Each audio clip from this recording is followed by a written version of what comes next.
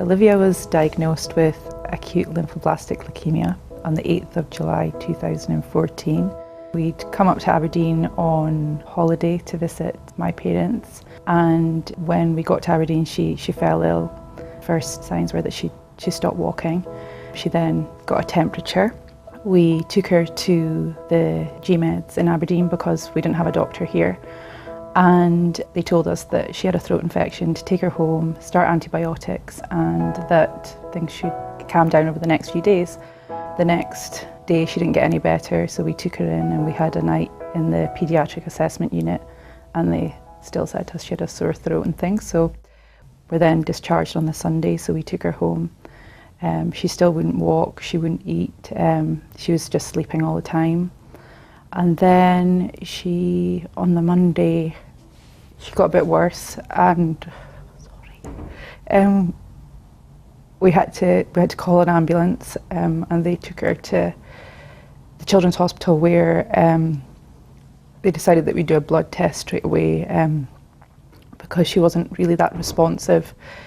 So they did the blood test, and we were just settling her for bed that night when a consultant came to see us and took us to a room and said to us that Olivia either had leukemia or aplastic anemia, and that he was going to the lab at that point to have a look, and he would tell us the next day what she had. So we called our parents, and they came straight to the hospital, and we were transferred up to the medical ward, where we then stayed for the next 10 weeks while Olivia started treatment for acute lymphoblastic leukemia. I came to hear about Clan because when Olivia was first diagnosed in the hospital, the nurses came to us with a pack of information of different charities that could help us, different services they could offer to us. But at that time, we were so consumed with Olivia's treatment, about what was going to happen to her. We didn't really look at any of that, and it wasn't until we were kind of a few weeks of living in the hospital and just being consumed with Olivia's leukemia that we actually realised that although we were strong as a family and as a couple, and there was lots of talking and there was lots of kind of going through, what would be the outcomes of potential outcomes of treatments, or what life held for Olivia, we had those moments where you're lying awake at 3 a.m. and you don't, do you know if your child's going to survive, or what's going to happen with treatment. And I think that my husband and I both kept that from each other because we knew we were going through enough, and we didn't want to burden other members of the family. So one of the nurses suggested to Sean, because at that time he was particularly struggling, that Clan was there just down the road from the hospital, so he wouldn't even have to leave for that long, and that there were people there that could help and speak to him. So he came down to Clan and he met with a counsellor a few times who really helped him and allowed him to open up and talk about all the things that we were scared to talk about with each other. So he found that really, really valuable.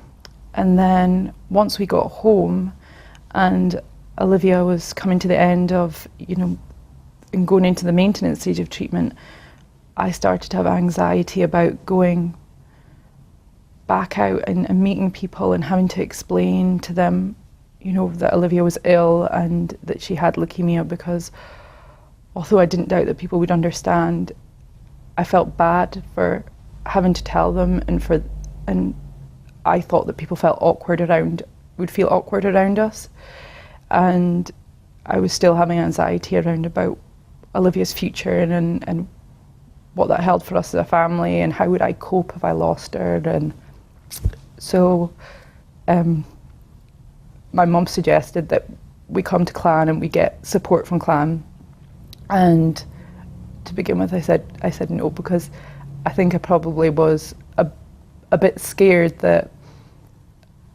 I thought that I would just let everything go, and I didn't know how I would get it back.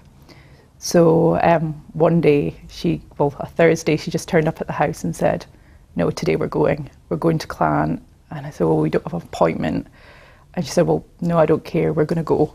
And we came down, and when we got here, my mum explained the situation at reception, and they just couldn't have been lovelier. They took us through, Olivia was with us, we went through to the children and family room, and a volunteer came through and was speaking to us. And Olivia was busy playing, and she was delighted with all the toys and all the things that were going on. And Iona took me through into her office, and I think for the first time in 9 months, I broke down. Everything that, all my anxieties, my fears, everything just came out at that point. And I think we spoke for about 2 hours, and she suggested that I then meet with a counsellor and things that could help us as a family and things that Clan were able to do. And I felt so much better after that, because I felt, okay, maybe there is someone that can help us, and that maybe I will start to feel better and gain that confidence in starting life again, and what would then be our normal. So we did that, and we came out of the room, and then my mum went in, had a chat, and she, the same as myself, she'd been hiding a lot of things, just trying to be strong, trying to keep it all together and get on with life. So it was valuable for all of us. It really helped us at a time where we were all struggling and we didn't know how to cope with the situation. We all were trying to just smile and be happy for Olivia, and for her not to see our hurt and our sadness at the whole situation, but at the same time we needed that outside support that we couldn't give each other, really. So yeah, that's what Clan did for us. And I also attended a Reiki session, which was lovely. It was one of my first times away from Olivia, and but it gave me an hour to just relax and just block everything out and just have some time for me where I could just concentrate on some relaxation, and I felt a lot better when I felt rested. When I went home, I actually fell asleep through it because I was so exhausted. So that was really nice as well.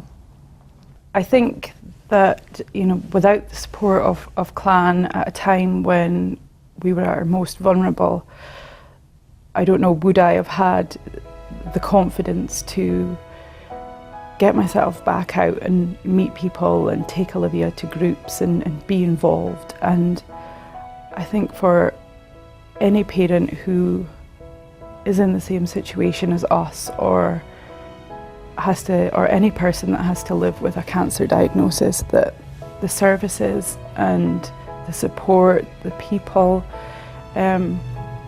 just how welcoming Clan are, I just couldn't speak so highly enough. You know, I was so nervous coming in to the building, and I shouldn't have been. I don't even know how to describe how I was made to feel. I felt supported, and that their focus was us and how they could help us. And I think that every family would benefit from the support that Clan can provide.